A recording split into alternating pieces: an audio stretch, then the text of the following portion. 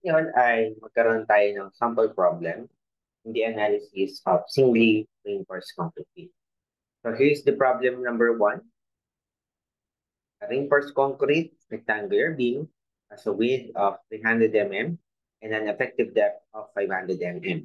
Reinforced on tension only by 4-20 mm diameter bar.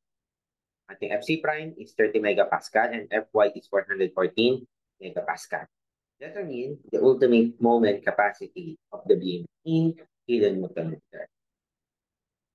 First step, pagka nag-a-analyze tayo ng ating reinforced concrete beam, dapat alam natin i-drawing muna yung ating beam section. Sabi ay, meron tayong width of 300 mm.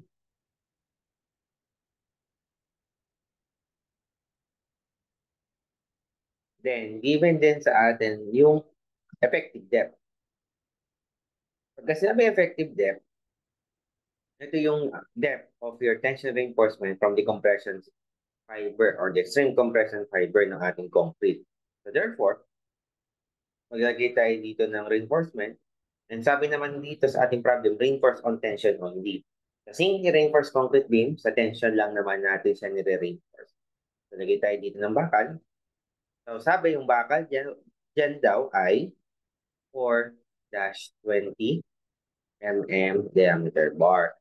Then, effective depth, so mula dito hanggang dito sa sentro ng ating reinforcement, okay, equivalent sa 500 mm.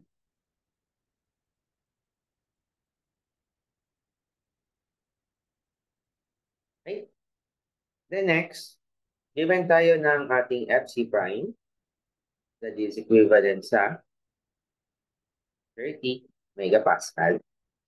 And then Fy, that is equivalent to 114 megapascal. So, ang inanap sa atin is yung Mu. So, Mu is unknown.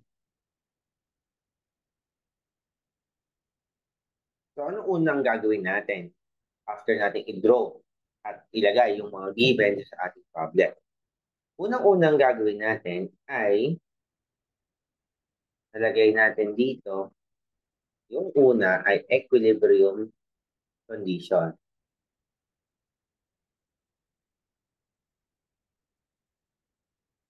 Ano ba yung equilibrium condition natin? Ang sabi natin, yung compression must be equal to your tension. Then, after natin lagay yan, susulat natin yung equation natin ng compression, 0.85 FC prime AB, that is equivalent to AS FS. Then, pagdating naman sa FS, we're not sure ano yung strength or yung stress na na-experience ng ating reinforcement. So, ang gagawin natin, no, mag-a-assume tayo. Assume, lagi nating ina-assume no, yung pinakamadali. Ang pinakamadali dyan, pag in-assume natin yung steel ay mag-yield. So, steel yields. Kapag nag-assume tayo na steel yields, ating Fs must be equivalent to your Fy. So, yung ating governing equation kanina, magiging 0.85 Fc prime AB that is equivalent to AS Fy. Then, let's substitute yung mga kailangan natin. FC prime meron. A is unknown. So, yun yung hahanapin natin. That's the depth of your compression block. So, let's say ito yung A natin. Then, B meron. Given naman, that's the width of the beam. AS. Given siya, kaya lang, in terms of the number of reinforcement. So, we can solve first yung ating AS. Solve muna natin yung AS. AS natin is 4 na 20 mm diameter. So, ano ba yung shape ng ating reinforcement? Diba siya ay circle. So, therefore, it's 4 times pi over 4 times 20 squared. So, therefore, ating ASI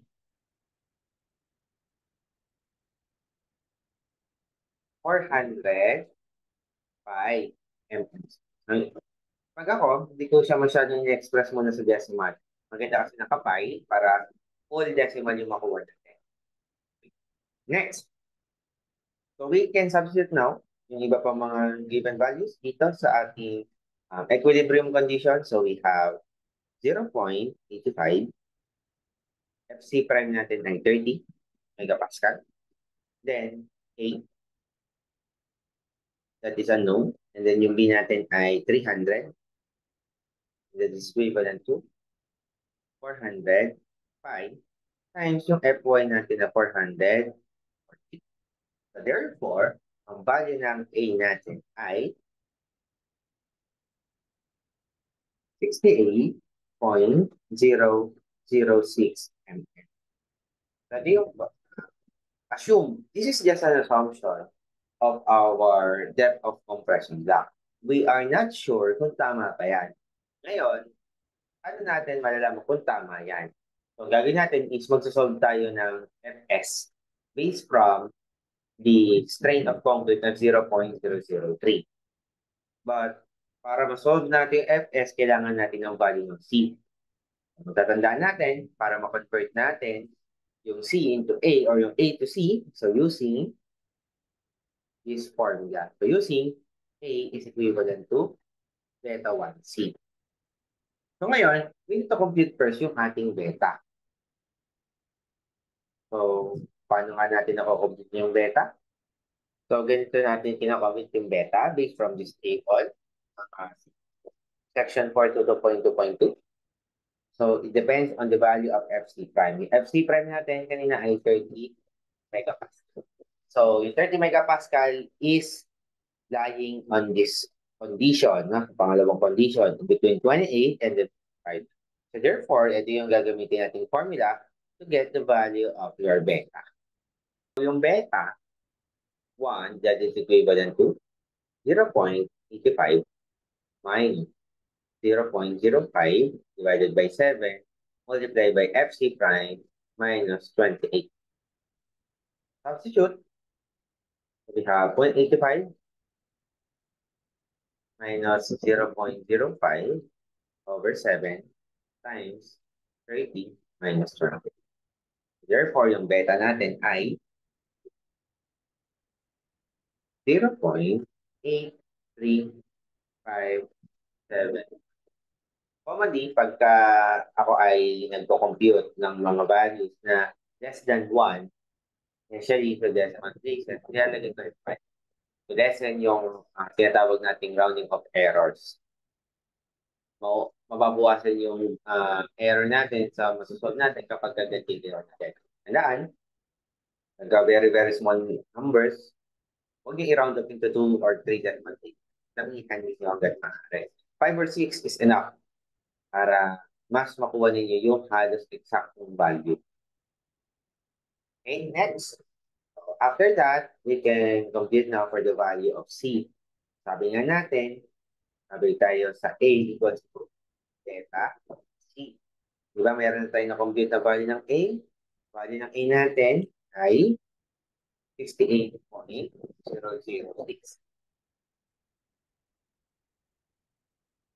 Equivalent to 0.83571 C. So therefore, yung C natin ay 81.375 M. After natin ma-compute yung C, then we can compute now for the value of your Fs.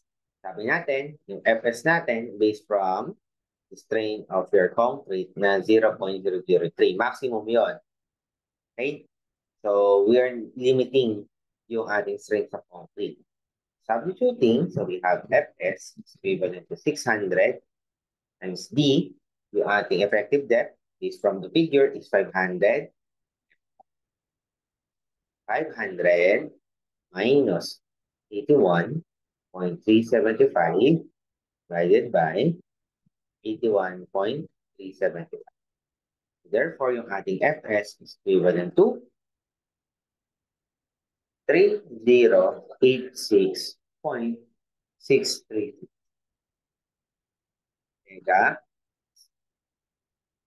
Okay? So, if you remember about sa steel reinforcement, we need to check kung ito ba ay yielding or hindi. Sabi natin, paano natin masasabing yielding? Kapag yung Fs natin ay greater than sa Fy. Ito bang ating Fs is greater than Fy? Yes. Kasi yung value ng Fy natin ay 400. 14 megapascal lang. So kapag greater than yung ating Fs do sa Fy, sabi natin na talagang steel yields.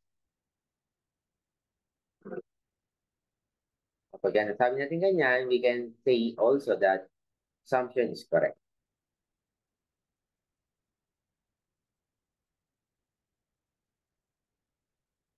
So once yung ating assumption is correct, then we can proceed now in the calculating of our moment capacity. Pero, halimbawa, meron tayong assumption na hindi tama. So we need to recompute everything again. And that part will be discussed on the next video. So let's continue. So pag-complete na tayo ng moment capacity. Moment capacity,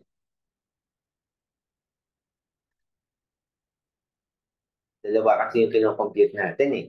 Meron tayong MN, nominal, and then MU. So, compute muna natin yung nominal. So, nominal, moment capacity,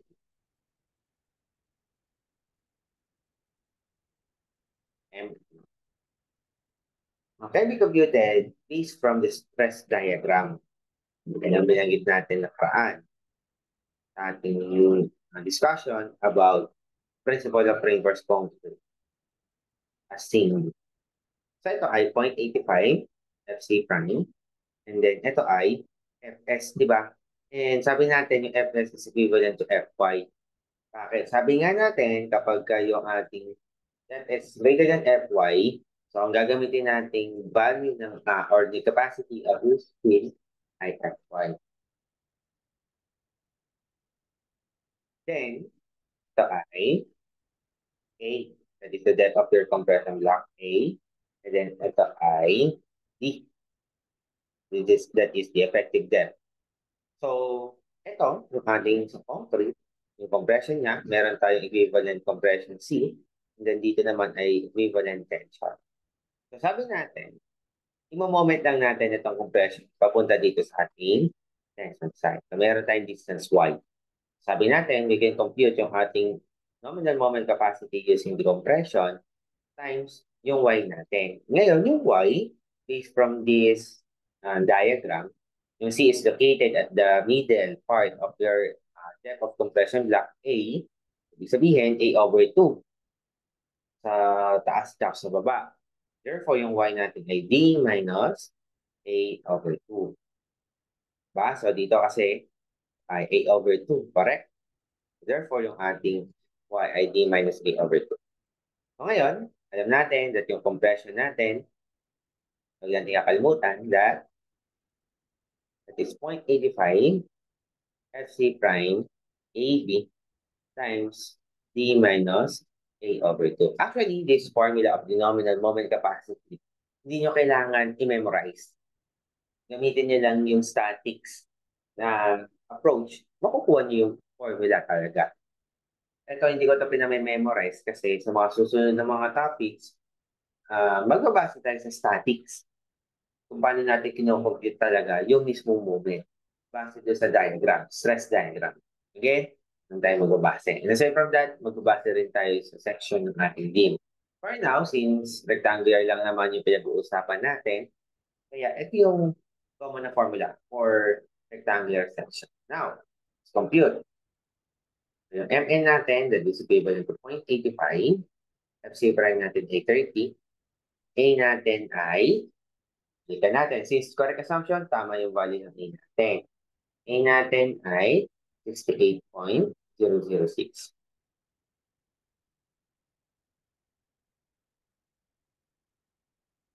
Then, yung B naman ay 300.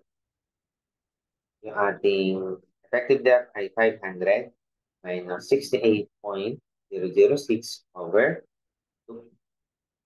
Then take note, yung makompute nating moment dito ay in terms of Newton mm. So kung gusto natin siya maging kilonewton meter, maglalagay tayo ng conversion factor na 1 over 10 raised to 6. So magiging final answer natin for your nominal moment capacity ay naka-kilonewton meter na. Let's compute. Value of nominal moment capacity ng beam ay 242.433 kilonewton meter. Okay? So, this is one of the answer. But, again, MU ang hinahanap. So, to compute yung MU, the MU can be computed using reduction factor times M. May capacity kasi pinag-uusapan, di ba? So, first is we need to find out ano yung value ng ating reduction factor. Ngayon, ang reduction factor ay nakabase naman siya sa strain. So, ito yung ating basis for the reduction factor. So, una muna, we need to compute yung ating strain ng ating tension reinforcement, yung ET. So, paano nga natin kukumpitin yung ET?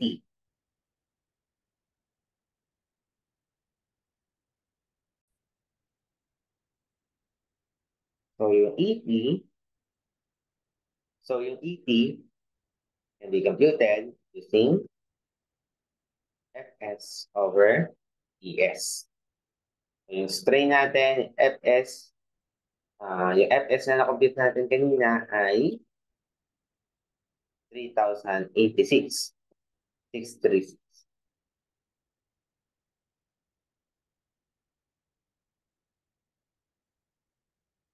Then divided by sa ES na 200. So therefore, yung ating strain ay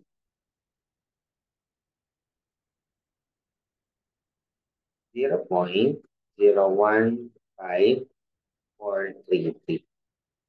Okay?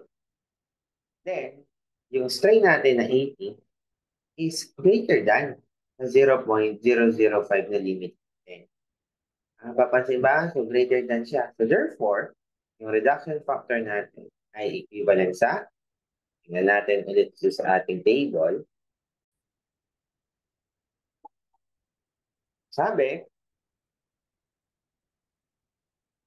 Sabi, pagka yung ET natin ay greater than 0.005, yung ating reduction factor at under tayo sa others na transverse reinforcement, but that is equivalent sa 0.9. 0.90. Okay? So, yan ang ating reduction factor. So, makumpita natin yung MU. So, yung MU natin is equivalent sa 0.9 times 242.433. Therefore, yung ating ultimate moment capacity ay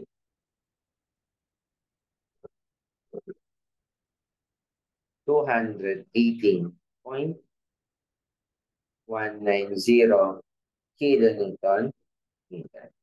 So this is now the final answer for that particular problem.